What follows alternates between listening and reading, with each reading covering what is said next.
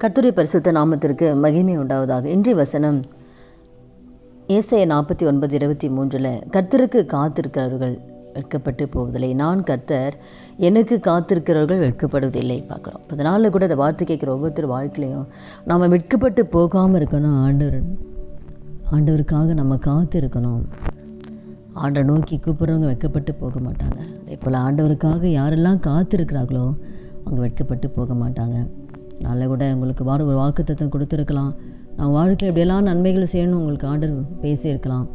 அப்போ ஏன் என் வாழ்க்கையில் இன்னும் அந்த வாக்குத்தத்தம் நிறைவேறலை, ஏன் என் வாழ்க்கையில் எதிர்பார்க்கிற நன்மை பெற்றுக்கொள்ள முடியலன்னா, ஒருத்தருக்கு உடனே கொடுப்பாங்க, ஒருத்தருக்கு ஏற்ற நேரத்தில் கத்தர் வச்சுருப்பார். அப்போ அந்த ஏற்ற நேரத்தில் தான் ஆண்டவர் நம்ம கொடுப்பாரு. ஆபிரகாமு கூட குழந்தை கொடுக்குறேன்னு சொல்லி ஆண்டவர் சொல்லிட்டாரு. ஆனால் சொல்லி 25 வருஷத்துக்கு அப்புறம் தான் ஆபிரகாமுக்கு ஆண்டவர் குழந்தை கொடுத்தார். 25 வருஷம் ஆச்சு. அது வரைக்கும் அவர் பொறுமையாக காத்திருந்தார். அவர் காத்திருந்து ஆண்டவர் அந்த அற்புதத்தை, அந்த பிள்ளை செல்வத்தை ஆபிரகாம் பெற்றுக்கொண்டார். அப்போ ஆண்டவருக்காக நம்ம காத்திருக்கணும். நிச்சயமாக தேவன் நம்ம வாழ்க்கையில் கொடுத்த வாக்குத்தத்தை நிறைவேற்ற அவர் உண்மையிலவராக இருக்கிறாரு.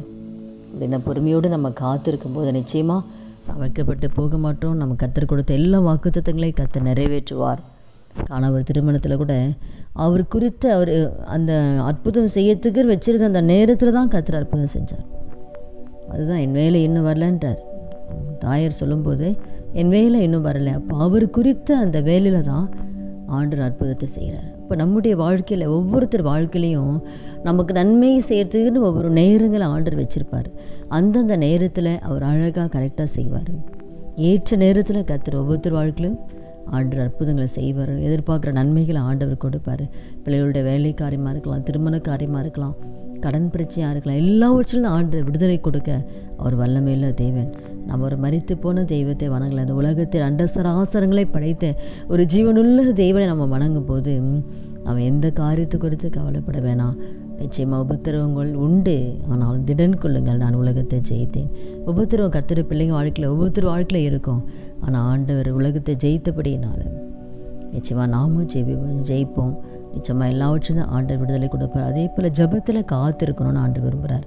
ஆண்டுடைய சமூகத்தில் காத்திருக்கணும். நம்ம ஜெபிக்கிறோம், ஜெபிச்சுட்டு ஆண்டவர் பதில் கொடுக்குற வரைக்கும் ஆண்டுடைய சமூகத்தில் அவர் பாதத்தில் நம்ம காத்திருக்கணும்னு தேவன் விரும்புகிறாரு. நாளில் கூட அதே போல் ஆண்டுடைய சமூகத்தை நம்ம காத்திருக்கும் போது ஆண்டவர் நிச்சயமாக நம்முடைய வாழ்க்கையில் அற்புதங்கள் செய்வார். நம்ம வெட்கப்பட்டு போகவே மாட்டோம். அப்போ காத்திருகளுக்கு என்ன நன்மைன்னா, ஏசாயா 64:4 பார்க்கும்போது, தேவனே உமக்கு காத்திருகளுக்கு ஆண்டவர் செய்கிறது நீரே இல்லாமல் உலக தோற்றம் முதற்கொண்டு யாருமே கேட்டது கிடையாது, செவியால் உணர்ந்ததே இல்லை, கண்டதே இல்லையா. அப்படிப்பட்ட பயங்கரமான காரியங்களை யாருக்கு செய்ய போகிறேன்னா, கர்த்தருக்கு காத்திருக்களுக்கு தேவன் அப்படிப்பட்ட அற்புதங்களை தேவன் செய்வார். நாளில் கூட இந்த வார்த்தை கேட்குற ஒவ்வொருத்தர் வாழ்க்கையிலையும் நம்ம ஆணுடைய சமூகத்தில் தேவன் கொடுக்குற வாக்குத்தத்தம் நிறைவேறு வரைக்கும் நம்ம காத்திருப்போம். ஜெபத்தில் ஆணுடைய சமூகத்தை நம்ம காத்திருந்து நிச்சயமாக தேவன் வைத்திருக்க நன்மைகளை நம்ம பெற்றுக்கொள்வோம்.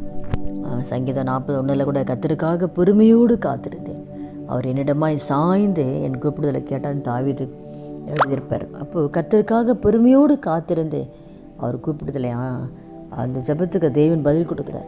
அதே போல் தான் இந்த வார்த்தை கேட்க நம்ம ஒவ்வொருத்தர் வாழ்க்கையிலையும் பொறுமையோடு காத்திருக்கும் போது நிச்சயமாக உங்கள் வாழ்க்கையிலையும் தேவ நன்மைகளையும் அற்புதங்களை கர்த்தர் செய்வார். ஜெபிக்கலாமா?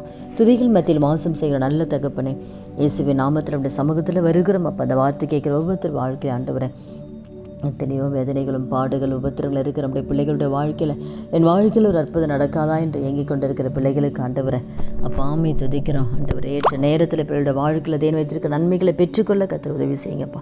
பொறுமையோடு காத்திருக்கக்கூடிய கிருபை கர்த்தர் கொடுத்து கர்த்தர் வைத்த நன்மைகளை பெற்றுக்கொள்ள கிருபை தான். எந்த வெட்கப்பட்டு போகாமல் கர்த்தர் நன்மையான காரியங்களை செய்து உங்கள் நாமத்தை மையப்படுத்துங்கப்பா. இயேசுவின் நாமத்தில் ஜெபிக்கிறோம் நல்ல பிதாவே, ஆமேன். கர்த்தர் நாமத்துக்கு மகிமை உண்டாவதா.